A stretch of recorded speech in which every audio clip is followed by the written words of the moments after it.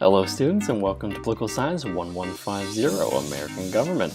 This is our second and hopefully last online lecture that we'll have to do. This is for Congress. As you can see here, we have a shymander, which is a shy salamander, obviously, but the reason why I have a salamanders here is because a group of salamanders, just like a pod of whales, is called a congress. Other favorite animal group names that I have include a cauldron of bats, a shrewdness of apes, a glare of cats, a coalition of cheetahs, a cowardice of frogs, a murder of crows, of course, and a business of ferrets. So Congress is one of the three branches of government in the United States, the other two being the executive branch and the judicial branch. The reason why we're talking about Congress today is because they are probably the most straightforward among the branches, and also we've had a lot of Congress talk in the news recently, so I thought we can just kind of mosey into Congress and talk a little bit more about it later on as we hit the ground running with our first real class on Monday. The way you can think about Congress is that they are kind of the officiates of the nation, the committee of the country, the bureaucrats of government. They are the purse in the nation. They are the ones that plan and facilitate a budget, though the president can have a very strong role in that planning phase. They are the ones that will ultimately vote for the budget, ones that create, draft, and deliberate laws, and they're meant to be the most representative of the government. They're supposed to represent their constituencies, the individuals that they represent. As we like to say, it is the power vested in the people, and we, the people, vote for these representatives to represent us in Congress. Congress provides oversight. Basically, one of their roles is to ensure that the executive branch and bureaus and cabinets are all spending their funding, appropriated funds, according to the rules of Congress and also in an efficient manner. Speaking of the executive branch, they review the actions of the executive branch straight on. So when a president is impeached for whatever reason, it is Congress that spearheads that movement. Congress is also the nominating body that looks at the nominations from the executive branch and approves them. An investigative body for the other branches of government. So, for example, if the FBI is looking into ties with other countries, with people in government, they are the ones who are doing the investigation, but Congress will be the individuals that have hearings on the subject and ultimately will figure out what will be the best outcome or the appropriate outcome, punishments, consequences, what have you, for, say, what comes up in the investigations. A bicameral legislature in the United States, or a two-chamber Congress, we have the House of Representatives and the Senate. This was a creation of the, or byproduct of the big state, little state plan that we'll talk about later in class. You have the House of Representatives, which has 435 members serving 2-year terms, while the Senate has only 100 members serving 6-year terms. While some states may have a single representative in the House, some may have many dozens of representatives. However, every single state, as per the compromise, has 2 senators. Because of this, their numbers are, of course, going to be different. We have 435 members in the House compared to 100 members in the Senate, and for the time being, the Senate will always have 100 members. However, the House of Representatives, that number may increase with every census, running out to about 1 representative for every 500,000 people in the country. Because there are so many more of them, the members of the House are considered to be more specialized. They may serve on very specific committees and have a very good wealth of knowledge in a small number of subjects, whereas the Senate, because there are fewer of them, they may be more generalized in their knowledge. However, because senators represent their entire state and there are fewer of them, they get more media coverage. Whereas your House of Representative, your standard House of Representative, they may not have that, they may not enjoy that level of media coverage because there are just simply more members in the House. Chances are you probably know at least one, if not all, of the senators from the state that you are from. However, it's probably unlikely that you're going to be able to name every single member of the House that represents you from your state. Because the House has way more members and they represent smaller constituencies, so for example, you can have a state with, so for example, in Massachusetts, we have two senators, Elizabeth Warren and Edward Ed Markey, and they are our only two senators, just like with every other state. So if you were to think about the amount of work or the amount of information that senators versus House of Representative members, we'll call them congressmen and congresswomen to make that a little bit more simple, if they're all receiving about the same amount of information and work, the senators will have to spread themselves more thinly than the congressmen, because the congressmen can kind of focus on their individual projects and any facets of knowledge that they may specialize in compared to a senator, which is meant to be more general. We have two senators, but we have 9 representatives in the House of Representatives for Massachusetts, who are, I think here, Neal, McGovern, Tsongas, Kennedy, Clark, Moulton, Capuano, Lynch, and Keating. House of smaller constituencies, they were meant to be closer to the people, kind of representing a very specific population, where senators have to represent the entire state. And if you think about it, most states tend to have a lot of variation in terms of demographics, interests, ideologies that are going on.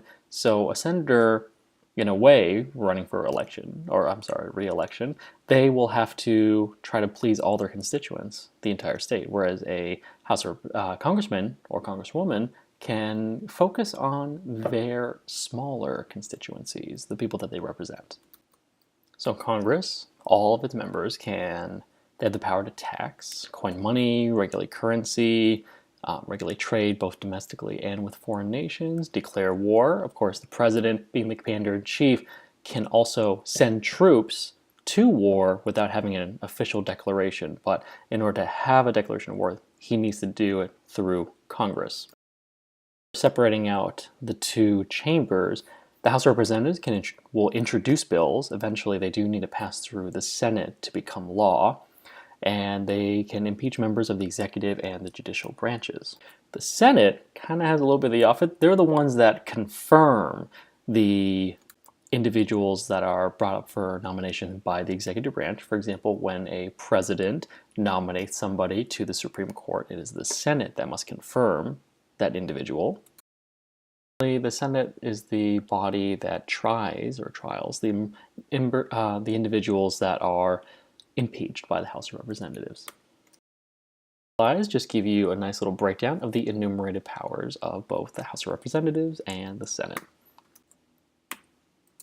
Much of the power that comes from the Constitution for the legislative branch, for Congress, comes from the Necessary and Proper Clause, and that's clause number 18, Article 1, Section 8. And here it says that Congress will have the power to make all laws that shall be necessary and proper for carrying into execution the powers and all of the powers vested in the Constitution. The Constitution is empowering this branch of government to do whatever is necessary, deemed necessary, and proper in order to execute the goals of the Constitution. Remember, the Constitution is the highest law of the land in the United States.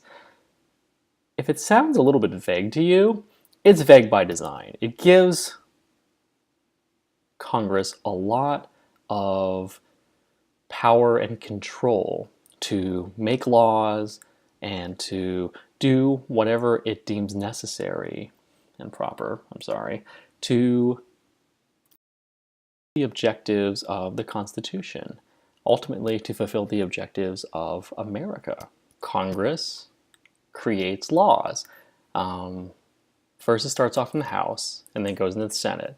In both chambers, a bill is drafted usually by a writer or multiple writers of a bill, and they'll send them to committee, sometimes to multiple committees. And in those committees, it will get marked up. There'll be changes involved. Think of this as though you were writing a paper and then you sent it off to your friends to work on this paper. And they're all scrambling and trying to put things together, and maybe your friends pass it on to other friends, and you're trying to write a really good paper. However, you don't have Google Docs. It's complicated. Maybe one person is making one change here, another person is making another change there. Eventually, everyone's going to have, most likely, their own ideas as to what makes a good paper and what changes to make. Eventually, every single one of these changes has to be brought to attention. Not every single change will occur. Not everything that one person wants to add or change about your paper is going to go in there, but there will be a lot of back and forth and a lot of compromises. And if you think about it, everyone who's working on your paper, they also want credit for your paper. So if I were working with you, I might do something that makes it, I was like, wow, that's such a Dr. Chen thing to say. And then I really make it fancy. And then it shows off to everyone just how great I am, while someone else is trying to do the exact same thing. All while trying to keep it under a certain number of pages, it gets very complicated very quickly.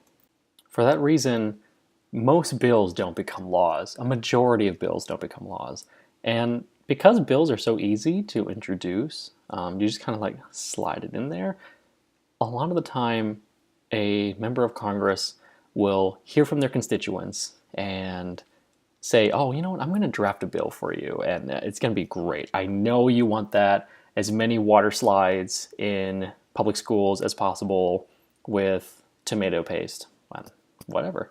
It may be ridiculous. It may be something that they are not able to do, but it doesn't cost them anything to draft a bill and submit it. They may submit it knowing that it won't go anywhere, but it makes their constituents happy to know that at least they drafted that bill up.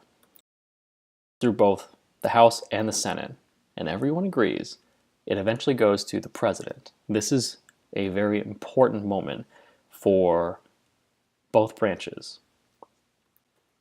Here's where we kind of see some of the checks and balances that we'll talk about more throughout the class. This is a very important moment for the president because they have a good amount of control over what happens. They could sign the bill and then it becomes law. They can veto the bill and that forces it right back to start and they have to redraft it again. That doesn't give the president unlimited power. If they veto the bill to go back to start, if 3/4 of Congress votes against the president, they can overturn that veto. When that happens, if that happens, the president looks really bad. And while there are many things that presidents throughout the years have said or done that have been rather embarrassing or weakening to their administration and to their presidency, this, in terms of politics, in terms of how they look in front of Congress, if they get overturned on their veto, that's a very powerful message that they send to the president. And that looks very bad historically for the president. If the president does nothing and Congress is still in session, then that bill becomes law. It's adjourned, meaning basically the members of Congress go on vacation, more or less. They go back and they focus on their constituents. And the president has done nothing about the bill? Well, if a bill is introduced in Congress and Congress is adjourned, you could almost think of that as summer vacation, and anything that you've learned prior to summer vacation is no longer very, let's say, testable or relevant in the new school year. So if Congress is adjourned, then that bill will have to be redrafted and resubmitted to both the House and the Senate all over again. So if the president has less than 10 days before Congress is adjourned, he can just do nothing.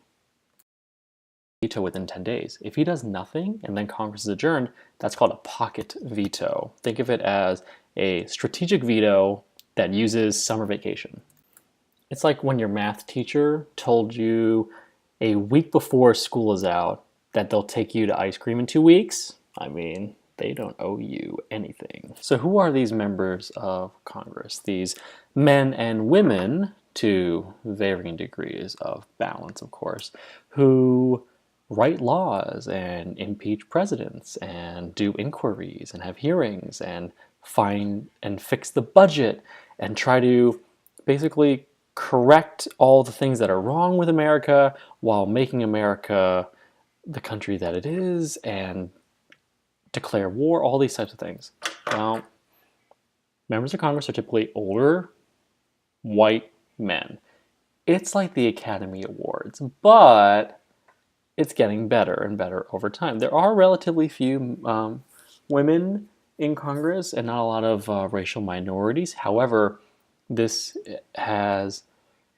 latest Congress, the 115th Congress, is the most diverse Congress we've ever had, both in terms of gender and race. Also, there is a disproportionate number of lawyers in Congress. There's also a lot of CEOs and owners of big corporations and small corporations, and many of these members of Congress are what we call someone who is high profile before they were in Congress already.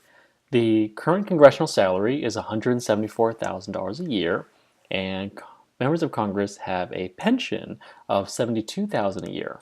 According to the latest figures that I have from 2015, over 350 individuals, former congressmen and women, receive this pension. Of course, all of this, the salary of the congressman, the pensions, all their other benefits, paid for by taxes, by the public. Typically in these elections, and remember, every 2 years for people in the House and every 6 years for individuals in the Senate, typically, and this is around 93-94%, the individual who spends the most for election or re-election is the winner.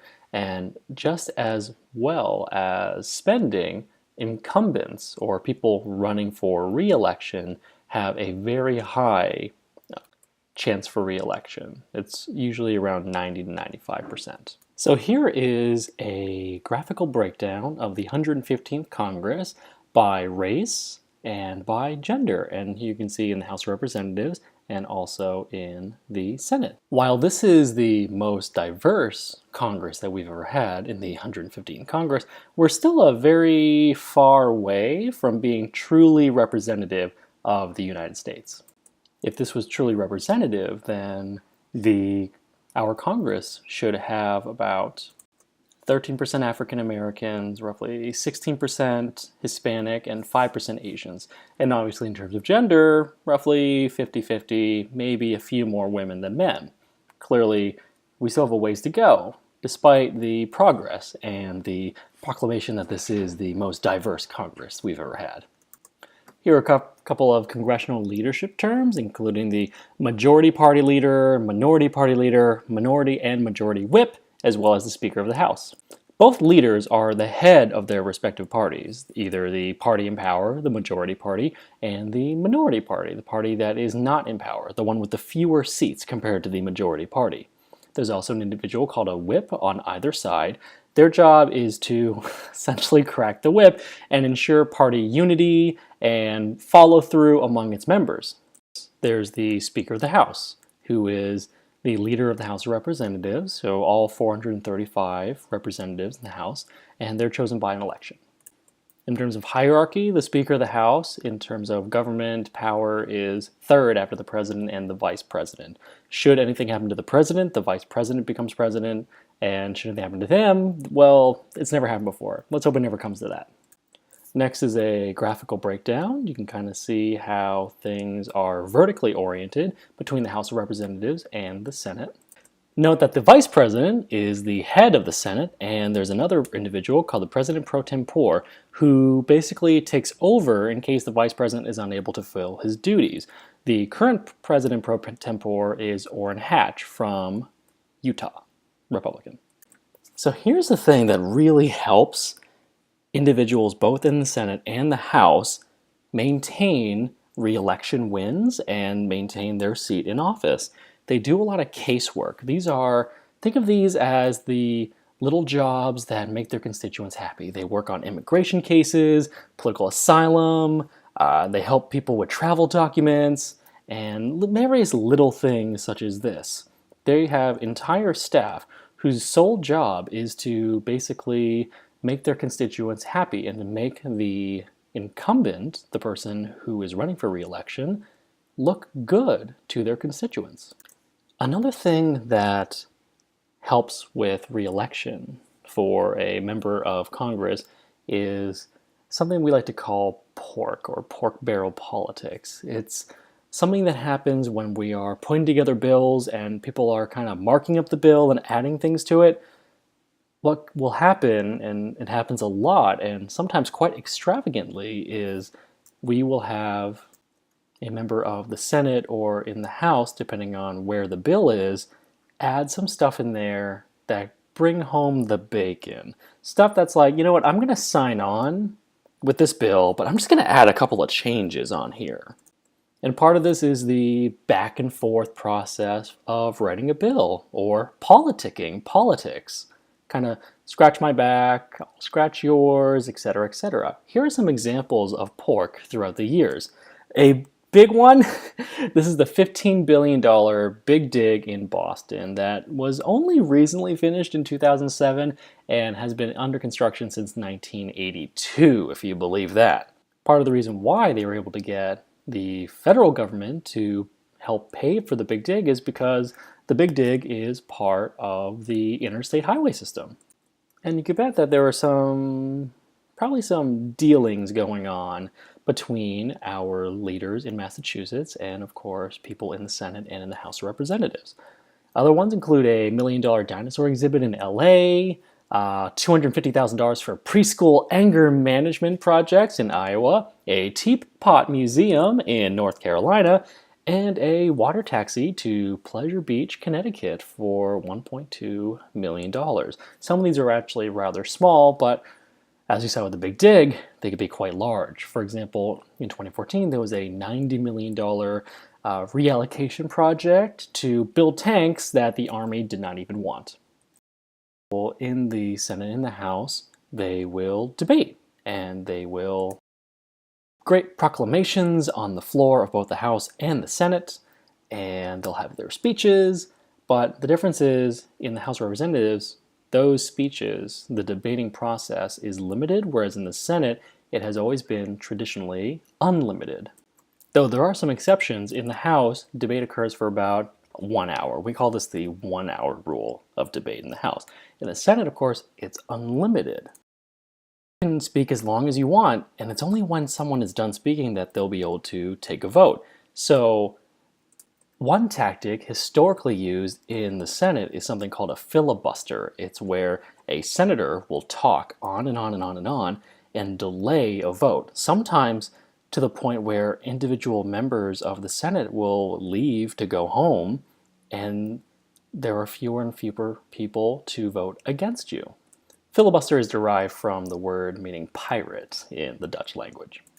Here are a couple of historically marathon filibusters. Huey Long in 1935 spoke for 15 hours and 30 minutes about the National Recovery Act.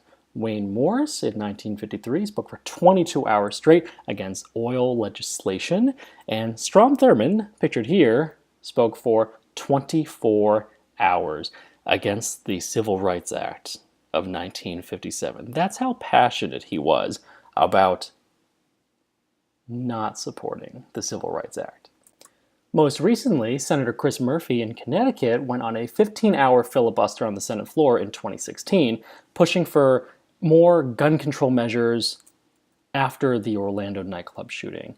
This we'll talk about later on, but this would be an example of a window of opportunity for policymaking. Basically, there is an event, almost think of it as like a triggering event, that has a ton of media attention and a lot of news coverage, and in that instant, someone could jump in and really capture the imagination and the attention of the public in order to create new policy or change policies. A good time to really jump on a huge push for gun control revisions and for stronger gun control laws would be after a tragedy such as this. However, all because there is the filibuster doesn't mean there's no defense against it. The filibuster is a great tactic for example, a senator in the minority party trying to gain media attention and also delay a vote, knowing that the majority party, the more powerful party, is trying to push something through just by their sheer numbers. However, the majority party has a very interesting tool in order to prevent a filibuster, and that's called cloture. Cloture basically allows the majority party to cut off a filibuster. The amount required for cloture has been changing slowly over time, and actually the most recent change was this year. Traditionally, starting in 1917, if you can get 67 senators to vote for cloture, you can stop the filibuster.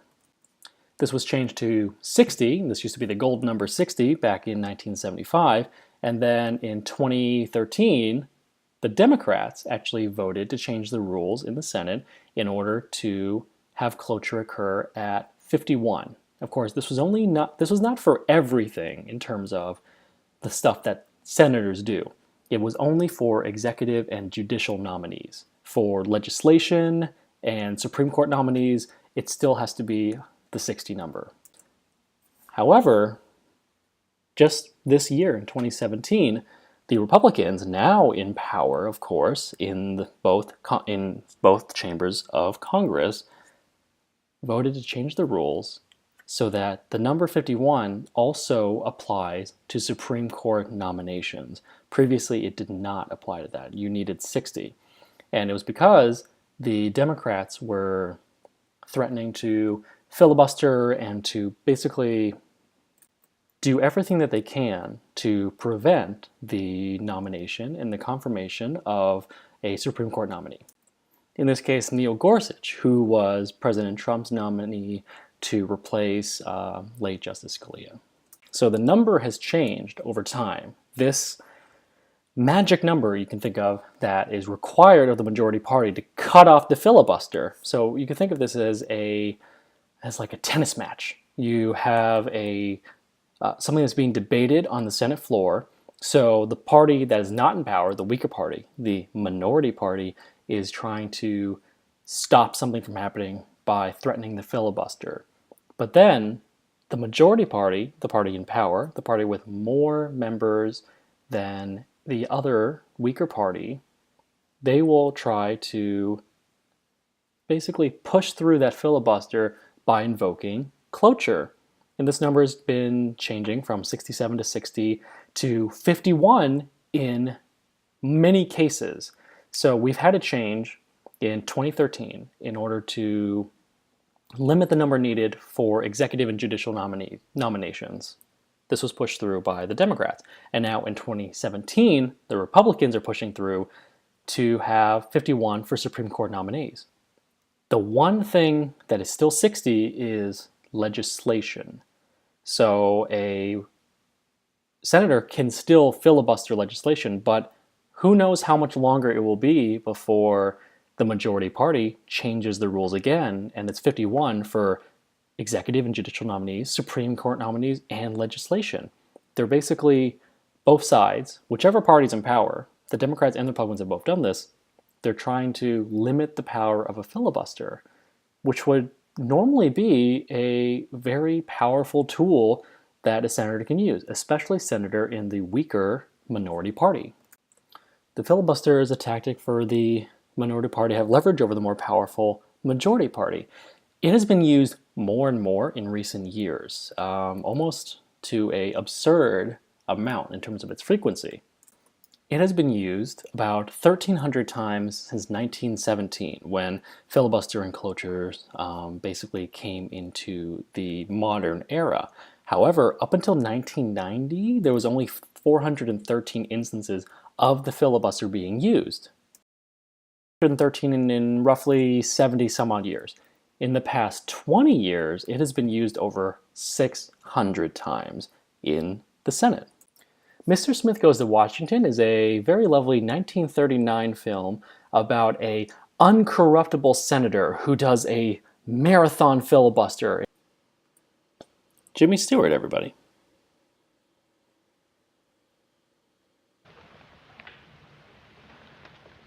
I guess this is just another lost cause, Mr. Payne. Get that man some water. He's parched. All you people don't know about lost causes. Mr. Payne does. He said once they were the only causes worth fighting for. And he fought for them once. For the only reason any man ever fights for them. Because of just one plain, simple rule. Love thy neighbor. And in this world today full of hatred, a man who knows that one rule has a great trust. You know that rule, Mr. Payne. And I loved you for it just as my father did. And you know that you fight for the lost causes harder than for any others. Yes, you even die for them. Like a man we both knew, Mr. Payne. You think I'm licked? You all think I'm licked. Well, I'm not licked. And I'm gonna stay right here and fight for this lost cause. Even if this room gets filled with lies like these. And the Taylors and all their armies come marching into this place. Somebody will listen to me. It's a pretty, quite the dramatization, because sometimes, not all the time, we do have relatively often with the filibuster, there are actual great speeches such as these. But on the other side, sometimes we'll have a senator read from the phone book. So just interesting. Another thing that we hear about in terms of reform of Congress, besides the filibuster and obviously the size of the House, is means in order to create proportional representation, or in order to represent people more accurately or better. And another one is term limits. So the president, for example, is only able to serve 2 terms. However, members of the House of Representatives and the Senate serve unlimited terms, and there have been talks and discussions to change that. However, one thing to keep in mind is, who do you think has to vote for the law and for a change in amendments in order to limit how long a member of Congress can be in power? Oh, those guys.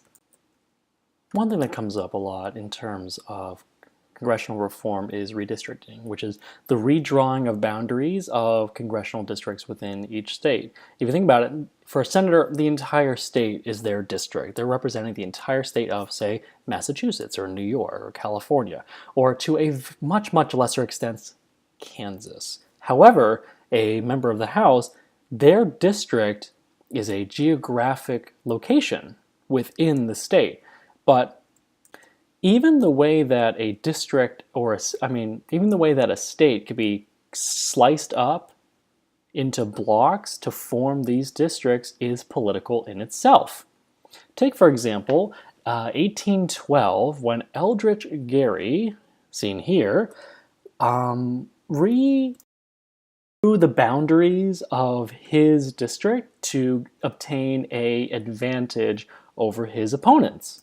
He redrew his district in order to group together a large constituent of people that would vote for him while splitting off people that would not vote for him. And because his district looked like a salamander, though in this woodcut it clearly is a dragon, they called this term, they coined the term gerrymandering. Let's say you have a voting block of 50 people, and 60% of these individuals are blue, and 40% are red. Let's pretend, for the sake of consistency, Democrats are blue, Republicans are red.